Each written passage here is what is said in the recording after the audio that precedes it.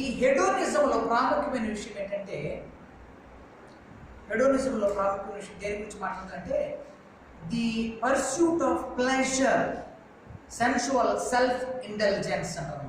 అంటే తనకు వచ్చేటువంటి డిజైర్స్, ఆశలు కదా, తన సొంత ఆశ. ఇప్పుడు అది ఏదైనా కావచ్చు. ఉదాహరణకి పురుషులు సెక్షువల్గా పాల్గొనవచ్చు అంటారు. అది వాళ్ళ ఆలోచన, వాళ్ళ డిజైన్ అట్లా ఉంటుంది. దాని తప్పేం లేదు. ఇప్పుడు అనేవాళ్ళు లేరా? మన భారతదేశంలో కూడా వచ్చేసింది ఆ గ్రూప్ కదా, వచ్చేసింది. సో దే టాక్ అబౌట్ కదా their own pleasures, their own desires. ఇదే రైట్ అని అంటారు వాళ్ళు. నువ్వు ఒకవేళ తప్పను అనుకో, నిన్ను ఒప్పుకోరు వాళ్ళు. సో అంటే వాళ్ళ మైండ్లో ఏముంటుంది? వాళ్ళ ప్లెజర్, వాళ్ళ డిజైర్, అదే కరెక్ట్. సో ఇది ఎక్కడ పుడుతుంది? మైండ్లో పుడుతుంది. సో దేవుని జ్ఞానాన్ని అంగీకరించడానికి, దేవుని గణపరచడానికి వారికి వస్తున్న ఆటంకం ఏంటి? హెడోనిజం. అంటే ఏంటి? వాళ్ళలో ఉన్న ఆశలు, వాళ్ళలో ఉన్న ప్లెజర్స్ కదా. ఇందాకే ఫస్ట్ మాటలు ఏం చెప్పాను? ఫస్ట్ మాటలో మెటీరియలిజంలో వచ్చే ఆటంకం ఏంటి? వాళ్ళ మనసులో ఏముంది? ఈ పదార్థము ఇదే బేసిక్, ఇది ఉంటేనే ఇల్లు కట్టగలం, ఇది ఉంటే చేయగలము. కాబట్టి అది ఒక ఆటంకము. హల్లెలూయా. కొంతమంది ఏమనుకుంటారు? కళ్ళ ముందు విగ్రహం ఉంటేనే, అంటే విగ్రహాన్ని ఏం చేశారు వాళ్ళు? It is a matter. అదేం లేకుండా మనము కాన్సన్ట్రేషను చేయలేము. కాబట్టి మన ముందు ఏముండాలా? ఒక విగ్రహము, లేదా ఒక చెట్టు, ఒక పుట్టు, ఏదో ఒకటి ఉంటేనే, ఒకటి ఏదైనా ఉంటేనే కాన్సన్ట్రేట్ చేయగలము. మెటీరియలిజం. తర్వాత ఇప్పుడు ఏం చెప్పాను? హెడోనిజం. మూడోది కూడా చూసుకోండి, చిన్న చెప్పాను. రిలేటివిజం. రాసుకోండి.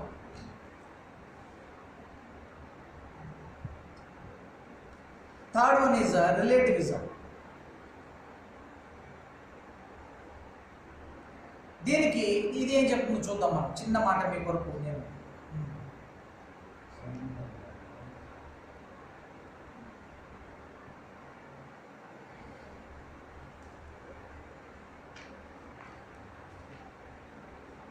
దీంట్లో ప్రాముఖ్యత ఏంటంటే, మీ నోట్స్ మీరు రాసుకోవాల్సిన విషయం ఏంటంటే, వీళ్ళంటారు పర్టికులర్గా ఏ ట్రూత్ లేదు. ఇప్పుడు నా కల్చర్ నాకుంది, నా కల్చర్ నుంచి నేను ఏమైనా మాట్లాడితే అదే సత్యం.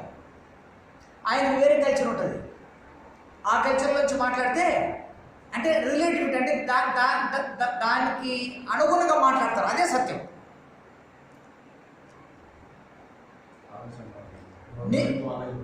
నీకు ఒక ఆలోచన ఉంది, నీ మతం పరంగానో, నీ కులం పరంగానో, నీకున్న వర్గం పరంగానో నీకు ఒక ఆలోచన ఉంది. ఆ ఆలోచన ఏమవుతుంది? అదే సత్యం నీకు. They relative it to something and they approve that is the truth. Hallelujah. ఏది మోరలో, ఏది ఇమ్మోరలో కదా,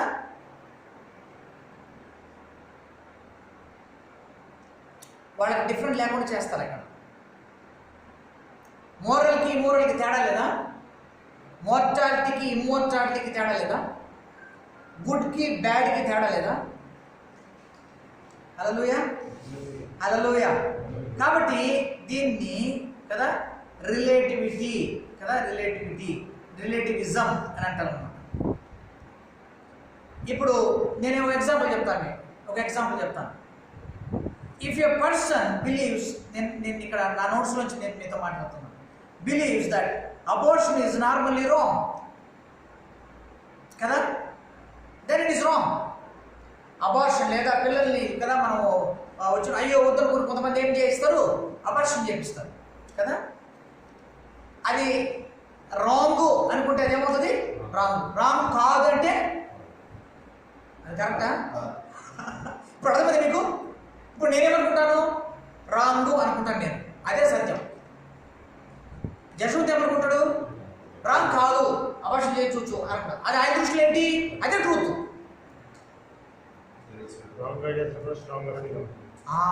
కాబట్టి సో దట్ ఈస్ ఏది అనుకుంటామో, దేనికి మనము రిలేటివ్ చేస్తాం, దానికి సంధించుకుంటామో అదే ట్రూత్ అనుకోవడం.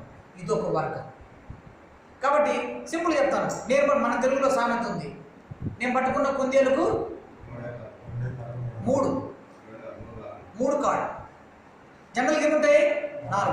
లేదు, నేను పట్టుకుంది 3 కాళ్ళే అంటాడు. అంటే వాడికి ఏంటి? అదే ట్రూత్ వానికి. నువ్వు తన కుందేలు పట్టుకొని వచ్చి చెప్పు, అరే కాదురా బాబు, కుందేలకి 4 కాళ్ళు ఉంటాయి నాన్న, నువ్వు చెప్పిన వాడు నమ్మడు. వాడి దృష్టిలో ఎన్ని ఉంటాయి? 3 ఉంటాయి. అదనమాట. సో ఓకే, నెక్స్ట్ 4వ దానికి వద్దాం. కమ్యూనిజం. కమ్యూనిజం అంటే మీకు అందరికీ తెలుసు ఏంటి? అంటే వాళ్ళలో ఉన్న మెయిన్ ఏంటి?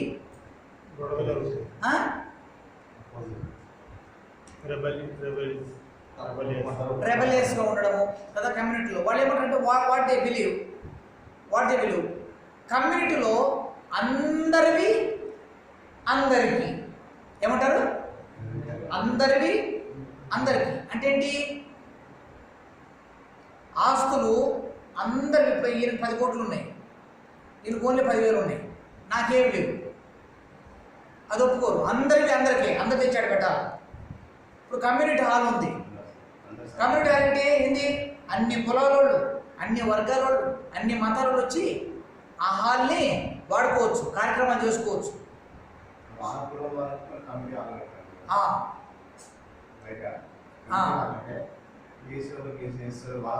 అది ఉంది.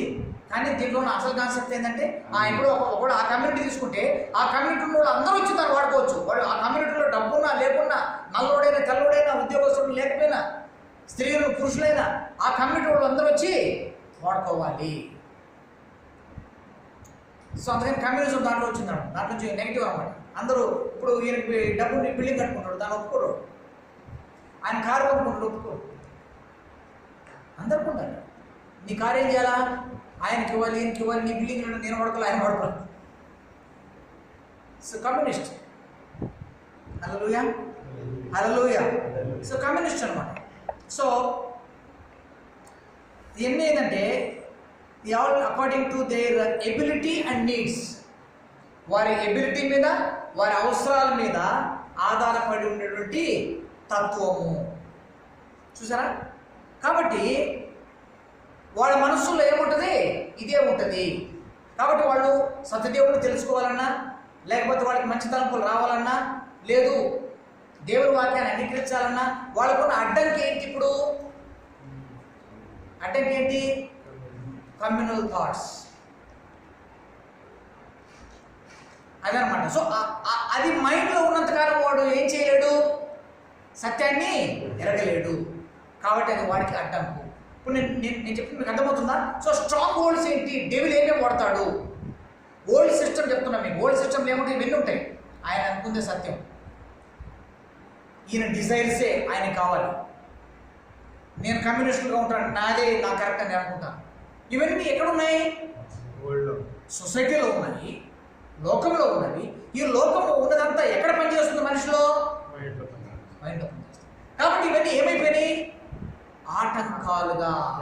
ఇప్పుడు ఉందా? స్ట్రాంగ్ హోల్డ్స్ ఉందా కదా? ఇవన్నీ కూడా ఏం చేయాలంట? పడద్రోసి క్రీస్తుకు వాటిని లోబరించి చెరపట్టాలి. ఆమేన్. హల్లెలూయా. ఎథియిజం ఉంది లాస్ట్. ఎథియిజం అంటే ఏంటండి? ఎథియిజం తెలియదు మీకు? ఇప్పుడు ఎవరు తెలియదా? అది ఎథియిస్ట్ అంటే ఎవరు తెలుసా? ఎథియిజం అంటే atheist a person. Atheism is what they believe.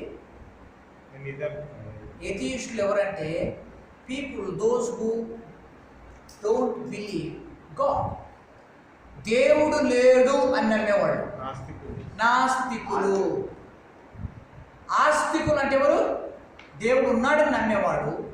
నాస్తికులు అంటే ఎవరండి? దేవుడు లేడు అని నమ్మేవాడు. సో ఈ కేటగిరీ ఎవరు? ఎథియిస్టులు ఎవరు? నాస్తికులు. దేవుడు ఎక్కడ ఉన్నాడండి? దేవుడు ఎక్కడున్నాడు? అందుకని చూడండి, దేవుని వాక్యంలో కొరింథీ రాసిన పత్రికలో ఒక మాట ఉంటుంది, ఒక దగ్గర ఏముంటుంది, ఈ యుగ సంబంధమైన దేవత వారి మనోనేత్రములకు గుడ్డితనం కలిగేసిందంట. ఏం కలిగేసింది? హల్లెలూయా. కాబట్టి ఇప్పుడు కళ్ళు ఏమైపోయినాయి? క్లోజ్ అయిపోయినాయి, మూత పడిపోయినాయి. కళ్ళు మూసుకుంటే ఏమైనా కనపడుతుందా? You can't see anything when your eyes are closed. కాబట్టి కళ్ళు మూసింది ఏంటి? ఇప్పుడు స్ట్రాంగ్ వర్డ్స్ 2 రకాలని చెప్పాను. ఆ మొదటి రకం ఇప్పుడు మనం ధ్యానం చేస్తున్నాం. ఆ మొదటి రకం ఏం చేస్తున్నాయి? మన మనసులో ఆటంకాలు ఏర్పడుతున్నాయి. ఆ ఆటంకం వల్ల సత్యదేవుణ్ణి, ఆయన జ్ఞానమును కదా, ఆయన గురించిన విషయాలు తెలుసుకోకుండా మన జీవితంలో మనము గొప్పవారిని ఎదగకుండా, ఆశీర్వదించబడకుండా, దీవించబడకుండా చేస్తున్నాయి. హల్లెలూయా, హల్లెలూయా. వాటిల్లో ఇప్పుడు మొదటిది మనం ధ్యానం చేస్తున్నాము. ఆ మొదటిది ఏంటి కదా? లోకపు ఓల్డ్ వ్యూలో. సో ఓల్డ్ వ్యూలో మనం పోయి చూసినప్పుడు ఏం కనపడుతున్నాయి మనకి అక్కడ? మెటీరియలిజం, హెడోనిజం కదా, రేసిజం. రేసిజం అంటే ఏంటి? రేసిజం రంగు. ఇప్పుడు అమెరికాలో ఇదే పెద్దది. నల్ల జాతీయుడు, వీడు తెల్ల జాతీయుడు. రేసిజం చాలా ఘోరమైన విషయం. ఇది చాలా ఘోరమైన విషయం, చాలా ఘోరమైన విషయం. కొంతమంది తట్టుకోలేక చచ్చిపోయిన ఇదనమాట. కొంతమంది ఇళ్ళకు కుల వ్యవస్థ ఉంది మన దగ్గర, క్యాస్టిజం. మన భారతదేశంలో ఎవరైనా ఇంటికి పోయి నీళ్ళు అడగండి, గొప్పవాళ్ళు ఇంటికి పోయి నీది ఏ కులం అని అడుగుతారు. నీళ్ళు ఇవ్వడానికి ఏమడతారు? తక్కువ కులస్తులు కూడా ఏమి ఇవ్వరు, నీళ్ళు ఇవ్వరు. అంటే ఇవన్నీ ఎక్కడున్నాయి? లోకములో ఉన్నవి. ఈ లోకమంతా ఎక్కడుంది చెప్పండి. నన్ను చూడండి, నా చెప్పండి అన్న, చెప్పండి. నా మనస్సులో. It is in my mind. Amen. Hallelujah, hallelujah. పక్కన ఎట్లా చూస్తాం? వాడు నల్లకున్నాడు కాబట్టి మనం వాడి దగ్గర కూర్చున్నాం, ఫ్రెండ్షిప్ చేయండి. తెల్లగా ఉన్నతో పోయి కూర్చున్నాం. వీడు తక్కువ కులస్తుడు కాబట్టి వాడితో మనము కలవము. పలానా దగ్గర కారు, డబ్బు ఉంది కాబట్టి మనం ఫ్రెండ్షిప్ వాడితో చేస్తాము. హల్లెలూయా, హల్లెలూయా. అసలు దేవుడు ఎక్కడ ఉన్నాడండి అనేది ఇది ఇంకో గ్రూప్ కదా. ఓన్లీ పదార్థమే మ్యాటరు, ఇంక వేరే లేదు. మీరు చెప్పేది విని కూడా దండగా. కనపడేదే అసలు, కనపడింది రాంగు. హల్లెలూయా. ఇంకొకటి ఉంది డార్వినిజం. డార్వినిజం ఏంటి? డార్విన్ ఏం చేశాడు? ఏం చెప్పాడు? కోతుల నుంచి మనిషి అంటే ఏంటి? రూపాంతరం చెంది చెంది చెంది చెంది క్రమక్రమేణ మార్పు చెంది చెంది చెంది కోతి ఒకప్పుడు ఉంది, తర్వాత కొంచెం ఏప్స్ అయిన తర్వాత ఇంకొకటి ఏంటి, తర్వాత నువ్వు నేనయ్యాము.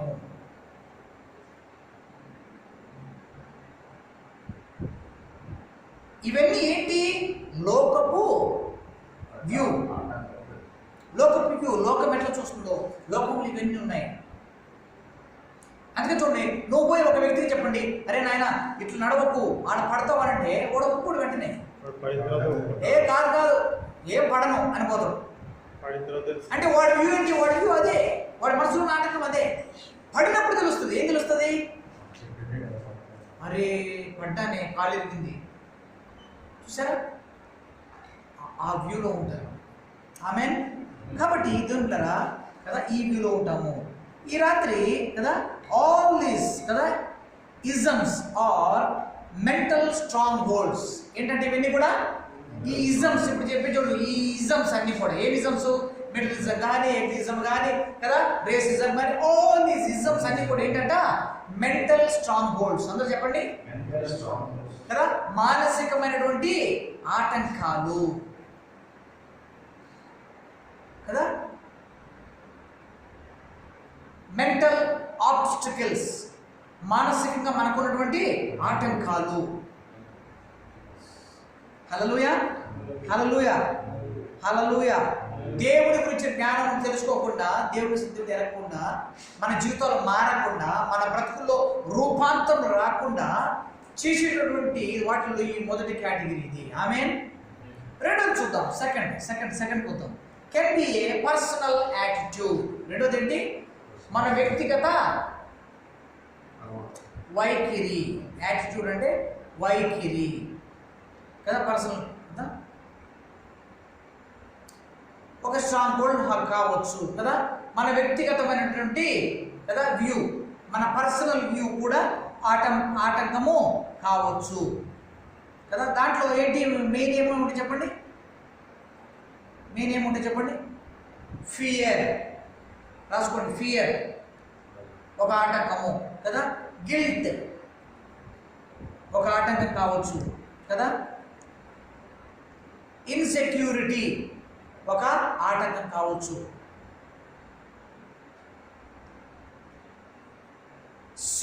సిగ్గుపడడం, షైఫుల్నెస్ ఒక ఆటంకము కావచ్చు.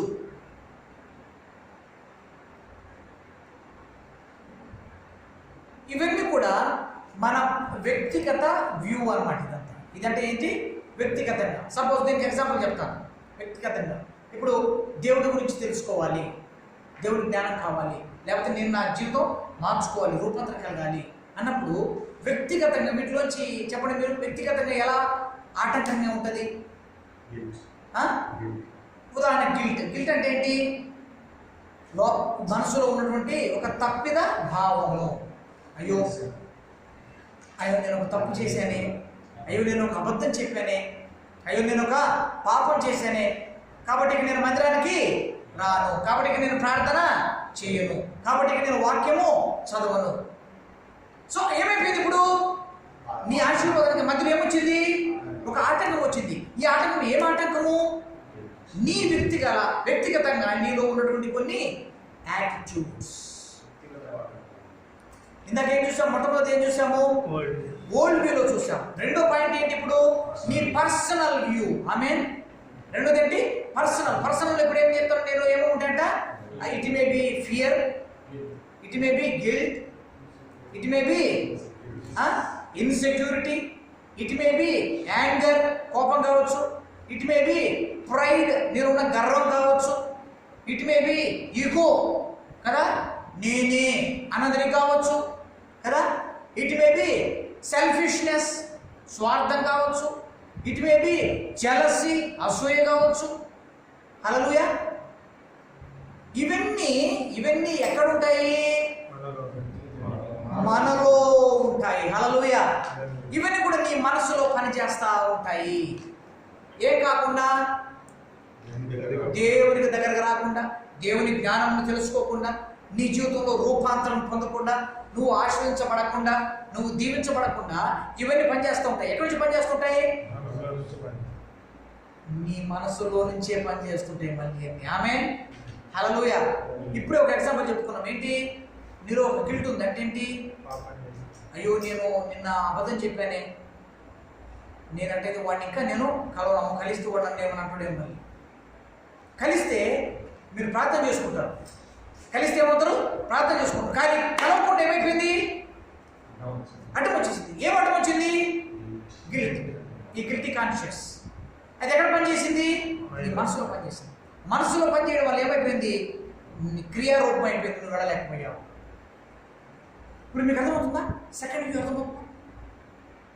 కాబట్టి ప్రియమైన ఏమొస్తుందా? దేవుని పిల్లరా, మీ జీవితంలో నేర్చుకోవాలి. మీరు ఒక రూపాంతరం చెందాలంటే, మీరు గొప్పవాడిగా ఎదగాలంటే, రేపు గొప్ప వ్యక్తులుగా, గొప్ప ప్రవక్తలుగా, దైవసేవకులుగా, ఒక ఎవాంజలిస్టుగా కదా, ఒక దైవసేవకులుగా, సొసైటీలో ఒక మంచి వ్యక్తులాగా మీరు రూపాంతరం చెంది క్రీస్తు కొరకు మీరు ఎదగాలి, మారాలి, జీవించాలంటే ఏం కావాలి? ఈ రెండు స్ట్రాంగ్ హోల్డ్స్. ఇప్పుడు స్ట్రాంగ్ హోల్డ్స్ అంటే అసలు తెలుగులో చెప్పండి. స్ట్రాంగ్ అంటే ఏంటి? బలమైన. హోల్డ్ అంటే ఏంటి? పట్టు. ఏదైతే గట్టిగా పట్టుకొని ఉన్నటువంటి ఆటంకాలు మీ జీవితంలో ఉన్నాయి అవన్నీ ఏం కావాలా? విరిగిపోవాలి. అందరూ చెప్పండి. విరిగిపోవాలి. They suppose to be pull down. Amen. Break down. They suppose to be captive. చెప్పట్టాలి. ఆమేన్. హల్లెలూయా. అలా కాకపోతే ఏమవుతుంది? పని చేస్తే ఏమవుతుంది? అలా కాకపోతే పని చేస్తూ ఉంటుంది. నీ మనసులో పని చేస్తూ ఉంటే ఏమవుతుంది? అలాంటి నువ్వు పనికిమాలిన వాడుగానే నువ్వు జీవిస్తూనే ఉంటావు. లోకంలో ఉన్న వాడికి నీకు తేడా ఉంటుంది. ఇప్పుడు గ్రహిస్తున్న పాయింట్ నేను ఎక్కడి నుంచి మాట్లాడుతున్నాను? You just live like any other person. ఒక అన్యుడిలాగానే, యేసు ప్రభు తెలియని ఒక వ్యక్తిలాగానే నువ్వు జీవిస్తూ ఉంటావు. You just live like any other person. చర్చిలో కూడా ఒక అన్బిలీవర్కి బిలీవర్కి తేడా లేకుండా బ్రతుకుతుంటావు. నువ్వు కూడా వాడు కోపడతాడు, నువ్వు కోపడతావు. వాడికి అసూయ ఉంటుంది, నువ్వు అసూయ పడతావు. వాడికి ఉంటుంది ఇగో నా వల్ల అయింది అనుకుంటావు, అన్యుడు కూడా అనుకుంటాడు అట్లా. So what is the difference? What is the difference దాన్? కాబట్టి ఇప్పుడు నువ్వు చూసావా, ఇప్పుడు ఒక క్రైస్తవుడిగా ఉన్న నీవు రూపాంతరతను లేకపోతే ఏమవుతున్నావు? You are just living like any other person in the world. లోకంలో ఉన్న అందరి వల్ల నువ్వు మాట్లాడుతున్నావు, అందరి వల్ల నువ్వు బ్రతుకుతున్నావు, తేడా లేదు. ఆమేన్. కాబట్టి ఈ రాత్రి మనలో తేడా రావాలంటే ఏం కావాలా? హల్లెలూయా, స్ట్రాంగ్ హోల్డ్స్ బ్రేక్ కావాలి. ఆమేన్. ఏం కావాలి? మీ జీవితంలో ఉన్నాయి. మీరు ఇంటికి పోయిన తర్వాత ఏం చేయాలి తెలిసిన? మీ స్ట్రాంగ్ హోల్డ్స్ అన్ని రాసి పెట్టుకోవాలి. సాతానుడు ఏమన్నా గిల్టీ ఉందా, షార్ట్ టెంపర్ ఉందా, యాంగర్ ఉందా, జెలసీ ఉందా, ప్రైడ్ గర్వం ఉందా, ఇగో ఉందా, ఫియర్ ఉందా, ఆమేన్, సెల్ఫిష్నెస్ ఉందా, ఏముందో లిస్టు రాసుకోండి. ఆమేన్. అవి మీ స్ట్రాంగ్ హోల్డ్స్, మీ ఆటంకాలు. దేనికి ఆటంకాలు?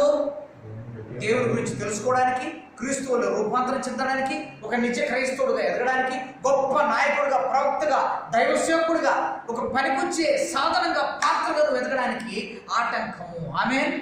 హల్లెలూయా. ఆ ఆటంకాలు, స్ట్రాంగ్ హోల్డ్స్ విరగొట్టకుండా ఒక్క అడుగులో ముందుకు వెళ్ళలేవు, రూపాంతరం చెందవు. ఓన్లీ మందిరం వచ్చిపోతున్నావు అంటే నువ్వు ఒక నటించే నటనకారివి నీవు. అందుకని బైబిల్ ఒక మాట ఉంది, పైకి భక్తి గలవారి వలె ఉండి దాని శక్తిని ఆశ్రయించిన వారుగా బ్రతుకుతారట. ఆమేన్. హల్లెలూయా.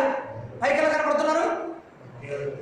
ఎలా కనపడుతున్నారు? పైకి భక్తి గలవారు అండి. మేము చూడండి ఎంత భక్తి ఉన్నాము. మేము డ్రెస్ వేసుకున్నాం, కడుక్కున్నాం, మంచిగా వచ్చాం, కానుకలు ఇస్తాం, గుడికి వచ్చాం, పాటలు పాడతాం, హల్లెలూయా అంటాం, అన్నీ చేస్తాం.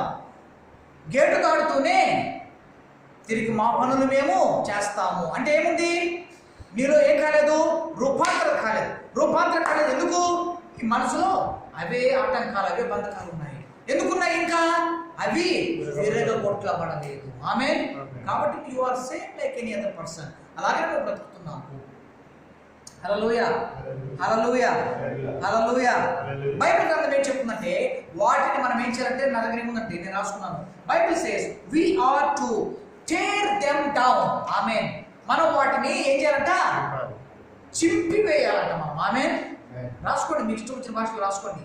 we have to tear them down, we have to pull them down, we have to break them down. వాటిని మనం విరగొట్టాలి, చీల్చివేయాలి, చింపివేయాలంట వాటిని. హల్లెలూయా. వావ్, ఎంత పవర్ఫుల్ చూడండి ఉన్నారా కదా. we have to కదా టేకింగ్ ఎవ్రీ థాట్ క్యాప్టివ్. ప్రతిది కూడా మనం చెరపట్టుకోవాలి, ప్రతిదాన్ని మనము కొట్టివేయాలి, ప్రతిదాన్ని చింపివేయాలి, చీల్చివేయాలి. ఆమేన్. 5వ వచనంలో అదే ఉంది. In 5th verse that's what we are. ఇంకొక మాట మీరు రాసుకోండి, ఒక మాట చెప్పి నేను ముగిస్తాను కదా. ఇంకొక మాట మీకు ఇన్ గ్రీక్లో ఏముందంటే ఒక మాట కదా, ఆ వర్డ్స్కి take every thought captive to obey Christ అనడానికి కదా. అక్కడ ఏముంది? ప్రతిదాన్ని ఏం చేయాలంట? క్రీస్తుకు లోబరిచి చెరపట్టబడాలంట కదా. వీ నీడ్ టు, ఇక్కడ ఏముందంటే every thought captive to obey Christ కదా అన్నదానికి ఏముందంటే కదా. ఇన్ గ్రీక్లో ఒక మాట రాయబడింది. గ్రీక్లో రాసుకోండి, స్పెల్లింగ్ చెప్తా రాసుకోండి.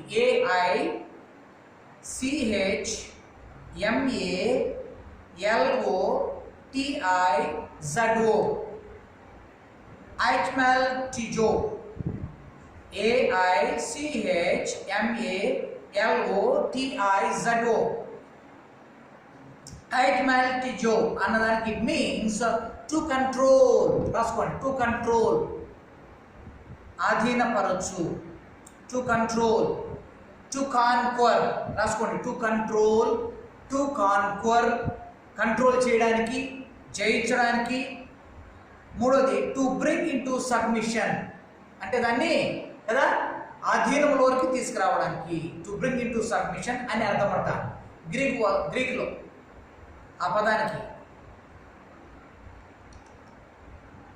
ఆ రెండోది కూడా నేను చెప్తాను. We take capture, we make it submit every thought obedient to Christ, make it obedient అన్నదానికి ఇంకొక మాట గ్రీక్ పదం రెండోది కూడా రాసుకోండి. హుపాకోవో, HUPAKOE, HUPAKOE, హ్యుపాకో. దానికి మీనింగ్ ఏంటంటే to bring in to submission, to bring under control. ఇదన్నమాట. ఈ రెండు పదాలు మీరు నేర్చుకోవాలి. To bring in to submission, to bring under control. ఈ రెండు పదాలు మీరు నేర్చుకోవాలి గ్రీకులో. దాని యొక్క మూల అర్థాలు అన్నమాట. సో ఇప్పుడు రాసుకున్నారు అందరూ. To bring into submission, to bring under control. Amen, hallelujah. కాబట్టి రాత్రి మీ స్ట్రాంగ్ హోల్డ్స్ విరగొట్టబడాలంటే ఏం కావాలంట? To bring under control, to bring submission. Amen, hallelujah. క్రీస్తుకి ఏం చేయాలంట? ముందు లోపరుచుకోవాలంట, విధేయతలోకి రావాలంట. ఆమేన్. అప్పుడు ఏమవుతుంది? విరగొట్టగలము. Then only you can break the strongholds. అప్పటి వరకు ఏమవుతాయి? ఆ స్ట్రాంగ్ హోల్డ్స్ మిమ్మల్ని ఏలుతూ ఉంటాయి. నువ్వు అనుకున్నదే కరెక్ట్ అనుకుంటుంటావు, నీ డిజైరే కరెక్ట్ అనుకుని బ్రతుకుతూ ఉంటావు, నీ తలంపే రైట్ అనుకుంటావు, నీ మనస్సే కరెక్ట్ అనుకుంటావు. హల్లెలూయా, హల్లెలూయా. నీ ఆలోచనే కరెక్ట్ అనుకుంటావు, నువ్వు అనుకున్నదే రైట్ అనుకుంటావు. కాబట్టి నువ్వేం చేయలేవు? దేవుడిని తెలుసుకోలేవు, దేవుని జ్ఞానం తెలుసుకోలేవు, రూపాంతరం చెందలేవు, మార్పు చెందలేవు, ఎదగలేవు, మంచి నాయకుడు కాలేవు, సంఘంలో వర్ధనలేవు, బయట కూడా నువ్వు దీవించబడలేవు. హల్లెలూయా. సో ఈ రాత్రి మీలో రావాల్సిన గొప్ప మార్పు ఏంటో తెలుసా? నా యేసుకి నేను సమర్పించుకుంటాను. I submit myself. I bring myself under the control of Jesus Christ. I submit. I come under the authority of Jesus. యేసు యొక్క అధికారం క్రిందకి నేను లోపరుచుకుంటాను, చెరపట్టబడుచుకుంటాను అన్నీ కూడా. నన్ను అనుకున్నావా? నీ జీవితం ధన్యమే రాత్రి.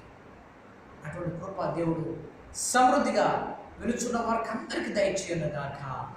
ఆమేన్, amen. God bless you all. దేవుడు మిమ్మల్ని అందరినీ కూడా సర్వసమృద్ధిగా దీవించి ఆశీర్వదించును గాక. ఆమేన్, ఆమేన్, ఆమేన్.